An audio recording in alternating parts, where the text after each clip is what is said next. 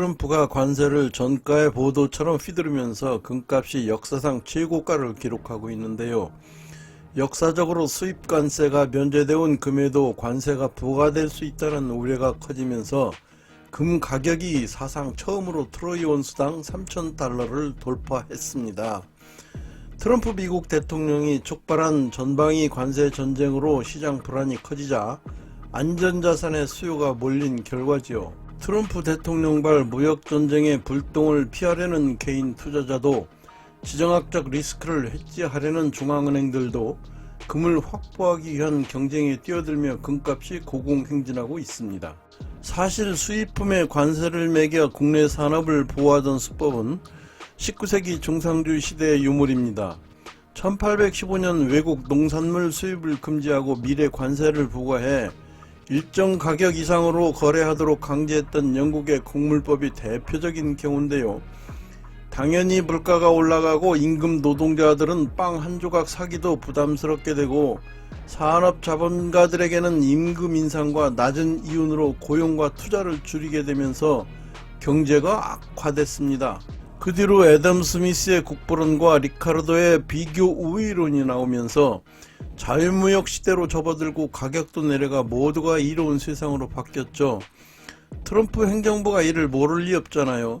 물론 트럼프의 거친 관세 위협이 19세기와는 다릅니다. 그럼에도 불구하고 기업을 위해서 감세를 한다고 하면서 그로 인해 부족해지는 세수를 관세로 메꾸겠다고 합니다. 그렇지만 그것은 감세로 인한 부족분에 비해 족탈불급입니다. 하지만 자세히 들여다보면 트럼프의 관세 폭탄에는 우리가 미처 간과했던 피치 못할 깊은 뜻이 담겨 있습니다. 그것은 다음에 설명할 4가지로 요약될 수 있을 것입니다. 첫 번째는 펜타닐과의 전쟁입니다. 두 번째는 트럼프식 역사 바로 세우기입니다. 세 번째는 미 국채금리 하락을 유도하려는 계산입니다. 네 번째는 미 국채 유동성 증발에 대한 숨겨진 대책입니다. 먼저 펜타닐과의 전쟁에 관해 말씀드리겠습니다. 트럼프 대통령이 중국에 대해서 10%의 추가 관세를 부과하고 USMCA 자유무역협정국인 캐나다와 멕시코에 25%의 관세를 부과하겠다고 으름장을 놓고 있는데요. 그 이유는 중국이 캐나다, 멕시코 등의 마약 원료를 수출하면 두 나라에서 이 원료가 펜타닐로 제조돼 미국으로 흘러 들어오고 있기 때문입니다. 미국에서는 펜타닐 과다 복용으로 2022년에만 약 11만 명이 사망한 것으로 추정됩니다. 브루킹스 연구소는 중국이 펜타닐 뿐만 아니라 메삼페타민 즉 필로폰 전구체의 세계 최대 공급국이라고 지적합니다. 펜타닐은 약 10년 전부터 중국에서 국조 우편 등으로 본격적으로 미국으로 유입됐습니다. 현재는 중국 기업들이 주로 펜타닐을 만드는 데 필요한 화학 원료를 캐나다, 멕시코의 마약 밀매 조직에 공급하고 있습니다.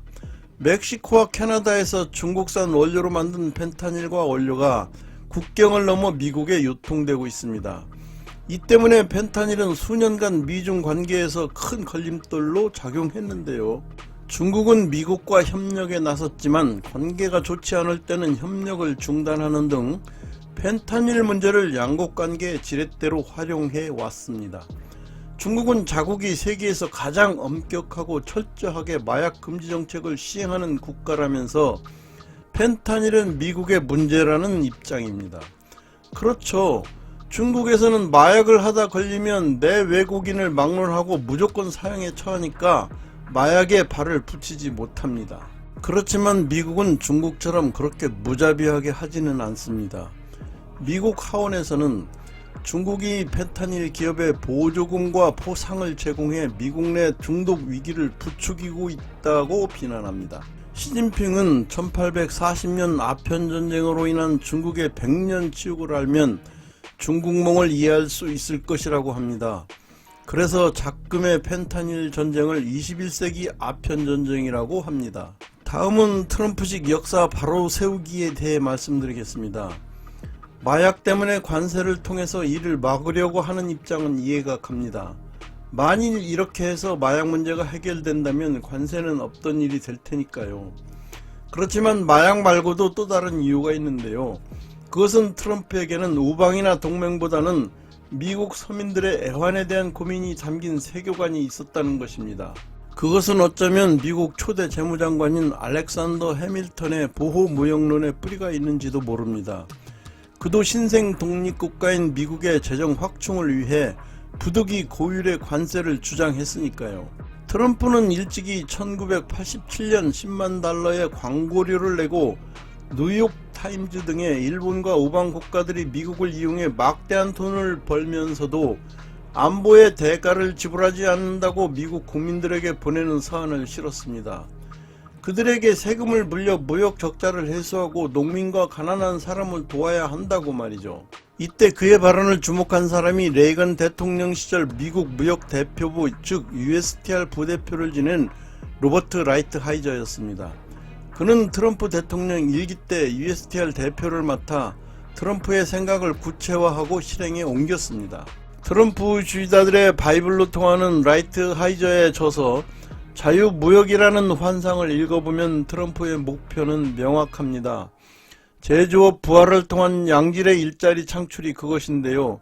1970년대 오일 쇼크로 인한 스태그플레이션의 해결책으로 1980년대 나온 신자유주의가 인건비가 싼 중국으로 공장을 옮기게 만들었잖아요.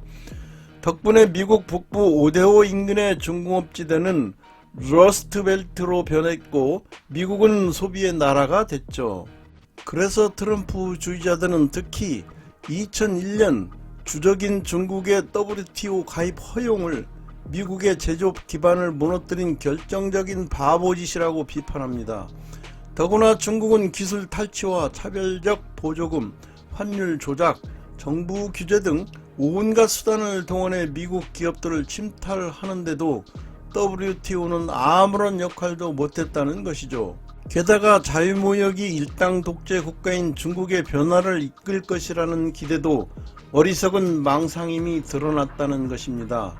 트럼프는 제조업이 국가 경쟁력의 핵심이라는 사실을 꿰뚫어보고 있습니다. 그래서 관세 전쟁을 통해서 중국만 빼고 우방국 기업들이 미국에 공장을 지으라고 압박하고 있습니다. 그가 우방국들로부터 온갖 욕을 얻어먹으면서까지 우크라이나 전쟁을 조기 종식하려는 것도 서둘러 러시아와 관계를 개선하고 중국에 집중하겠다는 뜻입니다. 세 번째로는 미 국채 금리를 낮추려는 계산입니다. 미국은 기축통화국으로서 무역 적자와 재정 적자의 쌍둥이 적자로 유명합니다. 미 연방정부는 재정 적자가 심각해서 금리가 낮아야 이자 부담이 덜할 수 있습니다. 미 연방정부의 연간 재정 적자가 1조 8천억 달러나 되고 1월 말 국가부채가 36조 218억 달러가 됩니다. 올해 국채이자 비용만 9,250억 달러에 달합니다. 이자 비용을 줄이기 위해서는 국채 금리가 내려야 하는데요. 실제 트럼프의 폭탄 발언 이후 10년 만기 국채금리가 4.8%에서 4.2%로 하락함으로써 절감 비용이 315억 달러나 됐습니다. 미 연방정부는 공화당이든 민주당이든 정권만 잡으면 매번 연방 예산 한도 상향 때문에 싸우고 있습니다. 트럼프는 여기에 충격 요법을 쓴 셈입니다. 트럼프의 관세 폭탄 발언으로 경기 둔화 우려가 높아졌죠. 그러니까 민주당도 책임을 피하려고 부채 한도 상향에 합의하게 됐습니다. 경기 둔화 우려는 금리 수준까지 낮추게 됐습니다. 채권 금리 하락이 트럼프의 계산된 결과라면 일단은 성공적입니다. 네 번째는 미국 채권 시장에서 미국 국채 유동성이 증발된 상황에 대한 숨겨진 대책입니다. 실제 미국 국채 3대 주요 매수자인 외국 중앙은행, 미국 은행 및 중앙은행이 사상 처음으로 시장에서 동시 이탈했습니다. 미국은 재정적자가 심해 계속 국채를 발행할 수밖에 없는데 중국이 외면하는 국채를 누군가 사주지 않으면 수요가 줄면서 국채 가격이 하락하고 미 국채 금리가 올라갈 수밖에 없습니다. 국채 금리가 오르면 미 정부가 내야 하는 이자 부담이 불어나게 됩니다. 중국의 국채 보유량은 2011년 정점을 찍은 이후 약 5,500억 달러 감소했는데요. 중국이 미국과 사이가 나빠지면서 2013년부터 꾸준히 미 국채를 파는 대신 금을 확보하고 있습니다. 지난해 중국은 금 보유량을 44톤 늘린 반면 미 국채를 573억 달러나 매도했습니다. 작년 말 중국의 미 국채 보유량은 7,590억 달러로 2011년 이후 최저 수준으로 떨어졌습니다. 미 국채 매입의 가장 큰 손이었던 중국이 떨어져 나가는 동안 그 자리를 메꿨던 일본 보험사들의 사정도 변하고 있습니다.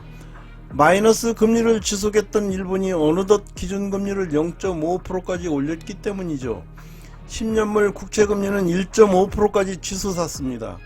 일본 보험사들이 일본 국채 대신 4.5%짜리 미국 국채를 샀다고 한다면 액면상으로는 3%의 수익을 얻을 수 있는데요.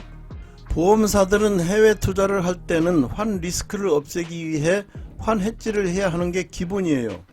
보통 3개월 또는 6개월짜리 환 해지를 하는데 그 환 해지 비용이 3 내지 5% 정도 됩니다.